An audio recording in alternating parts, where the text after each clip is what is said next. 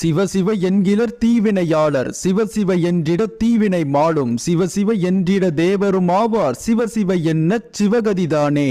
முப்பிறவியில் பாவம் செய்தவர்கள் இப்பிறவியில் பாவம் செய்து வருபவர்கள். இந்த இருவரும் அவர்கள் நாவால் சிவசிவ என்று ஜெபிக்க மாட்டார்கள், ஜெபிக்கவும் முடியாது.